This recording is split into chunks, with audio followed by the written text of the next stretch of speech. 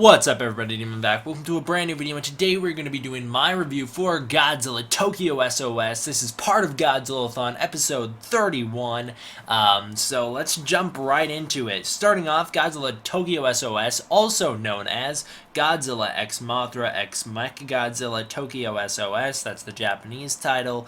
So this movie came out in 2003. I never watched it a lot as a kid. I rarely ever got the chance to see it because the only way I had access to it was through Blockbuster Video, and this movie was often rented out for some unknown reason. I'm not sure why. It was this one. Blockbuster also had Godzilla vs. Gigan, which I owned on VHS. They also had Godzilla vs. Hedorah, and they also had Godzilla vs. Mechagodzilla on DVD, surprisingly. I rented all those from Blockbuster, even though I, like I said, already owned Gigan, and I also already owned Mechagodzilla on VHS. But at the time, the DVD colors were just so cool to me that I'd always rent them from Blockbuster just cuz. But this movie was one that Blockbuster had in their roster, they just never had on stock. So I never got to watch this movie too often. And I didn't get it until Christmas a few years ago, like 5 years ago, and I don't actually think I watched it after I got it. I think this might be the first time in years that I've gotten to watch this movie. Although I did, like I've mentioned in previous reviews, Godzilla-Thon for the past couple years, I've never actually made it this far in the Millennium series in Godzilla-Thon, or I'll skip around. Previously, I skipped to GMK, and then from GMK, I skipped straight to Final Wars because I remembered not liking the Mechagodzilla series for some reason. I definitely changed my opinion after watching these two movies. They are fantastic. Not only is Godzilla against Mechagodzilla a great start to a Godzilla series, but this Godzilla Tokyo SOS is one of the best Godzilla sequels ever, and I do emphasize the word sequels because although I don't consider it one of the best Godzilla movies ever, I do think it is one of the best direct sequels Godzilla movies ever. And I know there aren't a lot of them. You really only have the Heisei era and Mothra vs. Godzilla's follow-up, Ghidorah the Three-Headed Monster. I believe Tokyo SOS is a better follow-up than Ghidorah the Three-Headed Monster was to Godzilla vs. Mothra, and I also believe Tokyo SOS is a better follow-up film than any of the Heisei era films were. Not that I like it more than I liked all the other Heisei films, it's just that I think the continuity and the way it handles itself as a sequel is done better than any of the other movies were done as sequels. I hope that makes sense. So this movie starts off with Kiryu being fixed up and rebooted based off where we saw him last movie, completely destroyed. Godzilla wakes up in the ocean, and then suddenly we cut to a UFO flying near Japan. This scene is incredible. It's just so well done. The way the wind moves through the clouds and the way you see the clouds being blown up through the air as something massive moves underneath them is very awesome. It's very eerie as well. And you just see these fighter jets closing in on some sort of strange thing, some sort of strange aircraft in these clouds. It's a really cool way to start the movie. Like I said, some military jets try and stop it when suddenly a huge wing rises up above the clouds. It's revealed as Mothra darts up and down through the clouds, dodging missiles before vanishing. I can't tell if Mothra has some sort of teleportation ability in this movie. The movie kind of hints at it, but I'm not totally sure. You'd think if she did, she'd teleport away when Godzilla was fighting her, but she doesn't. So that's the only thing that leads me to believe that maybe she doesn't have a teleportation ability. Although, like I said, some of the things you see her do in this movie really leads you to believe that she does.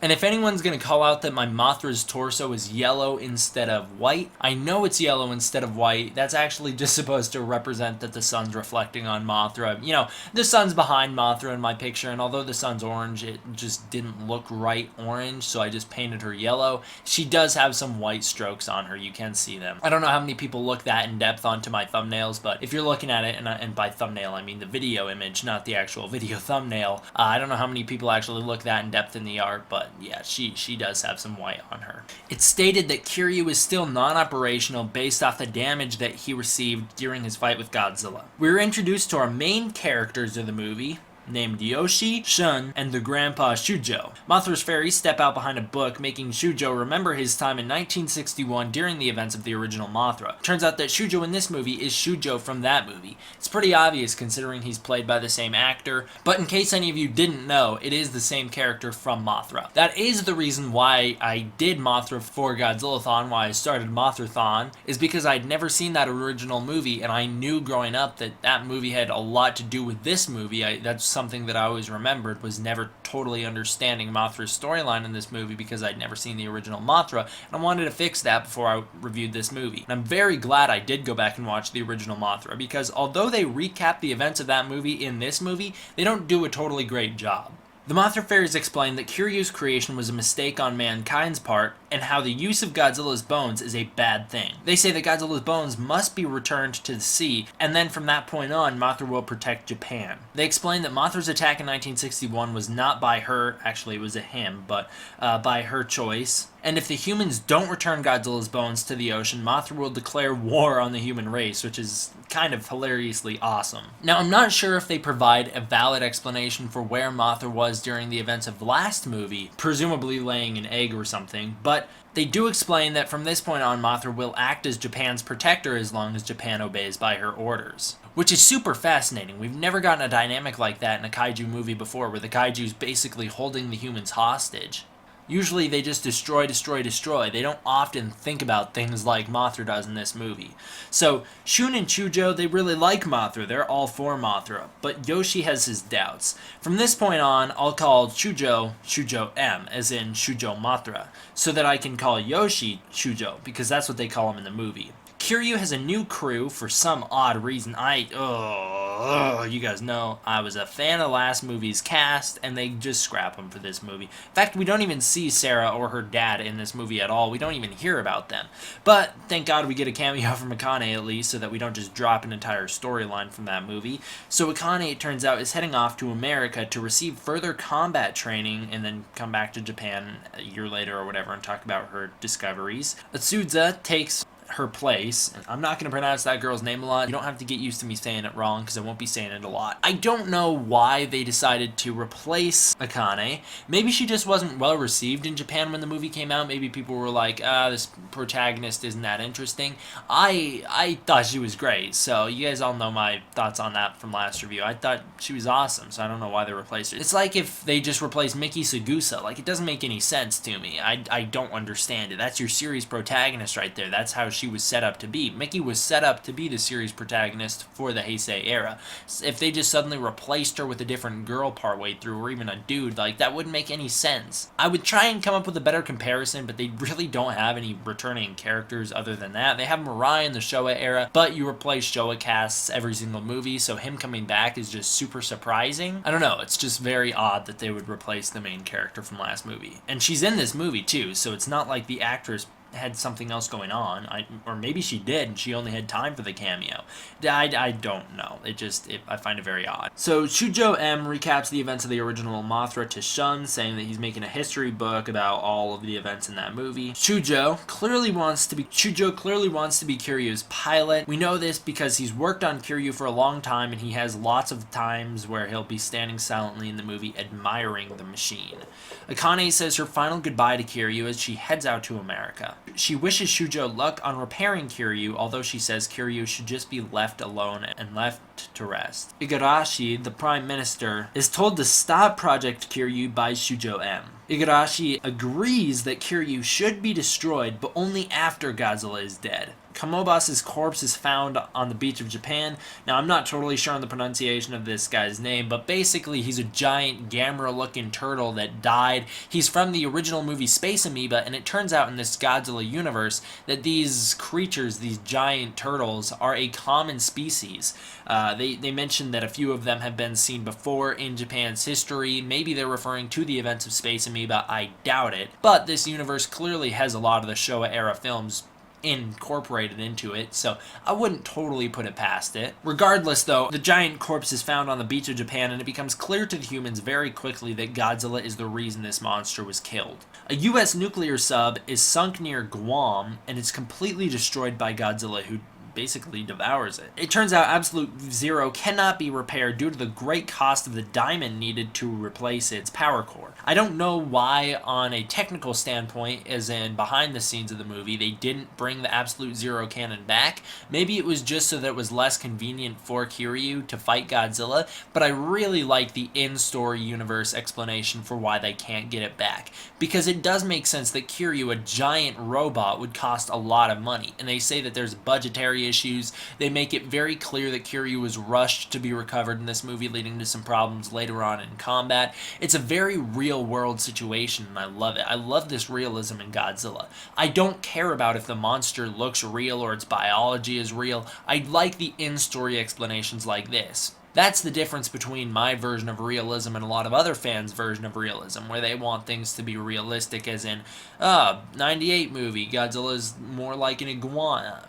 But in this movie, it's like, I don't care about that stuff. I care about the stuff like what you see in Godzilla 1985 and what you see in this movie, where you have a lot of political issues and budgetary issues and economic concerns and a whole bunch of great stuff that you don't really hear about in Godzilla movies very often. Shujo says Mechagodzilla can move, but is not that powerful without the Absolute Zero cannon. He then states that it will take 2 weeks to finish Mechagodzilla. Godzilla does not give them 2 weeks. Everyone gives Shujo crap for being an engineer and not a soldier for some reason, and Shujo gets into a little scuffle with this guy called Akaba and is summoned to a hearing. The mislead is that the hearing is about his fight with Akaba, but the reveal is that it's actually about Mothra. Shujo M lets Shujo decide Mechagodzilla's fate, as in if the Kiryu project will be stopped and Godzilla's bones will be returned to the water or not. Shujo decides to lie so that Mechagodzilla can be completed, and says Mothra didn't show up at his house, and this means that Kiryu will be finished. Godzilla surfaces and heads to Japan despite heavy bombing. Kiryu has a hyper maser installed instead of the Absolute Zero cannon. This gives him a little bit of strength in the chest long range area, but not too much, all things considered, when you think about last movie. Shinagawa is turned into an ambush site for Godzilla because it's still the most damaged area of Japan due to the events of last movie. In fact, reconstruction has barely just begun by the point this movie starts. This is something that you don't see a lot in the Godzilla movies, a lot of carryover damage in the city. In this movie, like I said, Shinagawa is completely leveled as a result of what happens last movie. And that reminds me a lot of how it was in the Heisei Gamera era, where you have Tokyo Tower destroyed in the first movie and then it stays destroyed throughout all the rest. It's these sort of bits of continuity that really make this movie very special to me. I'm a sucker for continuity, as you guys know, so I love that. Godzilla starts triggering underwater mines as he starts making his way inland. It's a great scene because anytime a mine goes off in the water, the drums beat really hard. Godzilla rises out of the water in front of his Megaguira's fight site, which is something that they don't draw attention to. However, if you look in the background, it's clearly the same building. And if you pay attention to that movie, Godzilla fights Megaguirus in Shinagawa. Godzilla has a huge chest scar as a result of the Absolute Zero cannon detonating on him in the last movie. Shun runs away, and Godzilla is attacked. But Godzilla is able to eventually overpower the military and blow them all up with the atomic breath. Godzilla heads for Kiryu, and Kiryu is currently underground somewhere in the middle of Tokyo right now. Shun builds a massive Mothra symbol out of desks from his school. He gets the idea from Shujo M's original plan in the Mothra movie to paint the giant Mothra symbol on the airstrip to attract Mothra. It immediately attracts Mothra, who flies out of nowhere, coming in front of the sun for a great silhouette shot as she enters the battle. Mothra immediately attacks Godzilla, and she holds a huge speed and intelligence advantage over Godzilla. Godzilla bites off one of her legs, and although she doesn't really hold a lot of strength, she's still able to knock him over a whole bunch. Mothra releases her last resort, being her death pollen, and this does some real damage to Godzilla. It's not as powerful as it was in the Heisei era, where it had lightning bolts shooting him at the same time, but it is pretty powerful. It's a lot stronger than it was in the Showa era. And it's funny that Shujo M actually knows what this stuff is, because the only other time it was seen used was in Mothra vs. Godzilla in the Showa era. So I guess he's Mirai after all. Godzilla ignites the pollen, which is an awesome scene, and then all of a sudden the whole city blows up. Godzilla's left standing in a city of rubble. Mothra resumes the attack. Her wings are all chipped up and burnt, but she doesn't care. She's gonna die anyways, so she's gonna go for it. Kiryu's launched in order to protect Mothra. The White Herons take liftoff, another great carryover of continuity. Shujo heads out to save his family. We're in the middle of the area when Godzilla destroys Tokyo Tower. It's a pretty fantastic scene because you see Mothra dodge the tower and Godzilla cuts it off about where it was destroyed in the original Mothra movie. The whole top half of the tower falls over just like it did in that movie. However, this time, because Tokyo's a full-grown city now, it lands right on some buildings, knocking some rubble over, and there's a great shot of Shujo M and Sun staring straight up as this tower falls right above head. Really makes you feel the weight of the destruction. Kiryu launches an all-out assault on Godzilla, which is a huge long-range missile battle, and that all happens after Mothra's knocked out. Godzilla really gets his butt handed to him in this movie, seeing as though Mothra kicks his butt for a little bit, Mechagodzilla shows up and then lays into him. Mothra saves Kiryu as Kiryu is about to get destroyed by the atomic breath when he's knocked over and can't get up. Mothra takes the hit and flies away, being knocked out. Her eggs hatch and two Mothra twins, not the little girls, but two Mothra twin larvae, head into battle.